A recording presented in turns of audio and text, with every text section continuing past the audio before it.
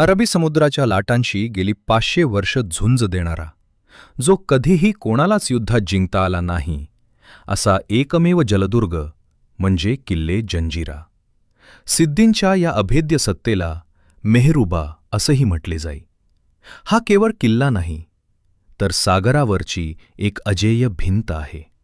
जंजिरा हे नाव जझीरा या अरबी शब्दावरून आले आहे, ज्याचा अर्थ होतो बेट. या किल्ल्याचे सर्वात मोठे वैशिष्ट्य म्हणजे याचा मुख्य दरवाजा. बोट अगदी जवळ गेल्याशिवाय हा दरवाजा दिसत नाही, ज्यामुळे शत्रूचे जहाज गोंधळून जाई. 22 एकरात पसरलेल्या या किल्ल्याची तटबंदी आजही लाटांचा मारा सहन करत दिमाखात उभी आहे. या किल्ल्यावर सिद्दींची सत्ता होती. छत्रपती शिवाजी महाराज, छत्रपती संभाजी महाराज, मराठा आरमार आणि अगदी पोर्तुगीज इंग्रजांनीही हा किल्ला जिंकण्याचे अनेक प्रयत्न केले. संभाजी महाराजांनी तर जंजिरा जिंकण्यासाठी समुद्रामध्ये 5 ते 6 किलोमीटरचा दगडी पूल सेतू बांधण्याचा प्रयत्न केला होता. पण हा किल्ला शेवटपर्यंत अभेद्यच राहिला.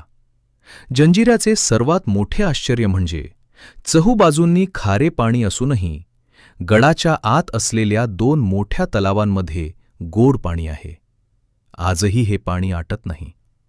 याशिवाय गडावर सिद्दींचे वाडे, मशीद आणि सुरस तटबंदीचे अवशेष पाहायला मिळतात. इथल्या भव्य तोफा आजही समुद्राकडे तोंड करून शत्रूची वाट पाहत असल्यासारख्या भासतात. जंजिऱ्याच्या अभेद्यतेची साक्ष देते ती म्हणजे इथली कलाल बांगडी तोफ. ही केवळ एक तोफ नाही, तर त्या काळातील अभियांत्रिकीचा एक चमत्कार आहे. वेगवेगळ्या धातूंच्या कड्या, बांगड्या एकमेकात गुंफून ही तोफ तयार करण्यात आली आहे, म्हणून हिला कलाल बांगडी म्हणतात. वजनानं अतिशय जड असलेली ही तोफ लांबवर मारा करण्यात पटाईत होती आणि तिच्या धाकानं शत्रूची जहाजे लांबूनच माघारी फिरायची. जंजिरा म्हणजे वास्तुकलेचा अद्भुत नमुना आणि मानवी जिद्दीचा इतिहास आहे. इतिहासाची पानं उलटताना या जलदुर्गाचा पराक्रम आजही आपल्याला थक्क करतो.